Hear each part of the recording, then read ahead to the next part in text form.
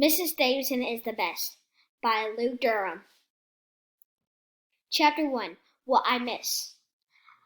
I miss Mrs. Davidson. I miss the school and her classroom. I miss giving her a hug at the end of the day. Chapter 2. Kindness. Mrs. Davidson is so kind. She gives me hugs and she's really nice to me. She helps me when I need help. Chapter 3. She is smart. Mrs. Davidson is super smart. She tells us a lot of things. We learn math, science, social studies. She is really good at it. Chapter 4.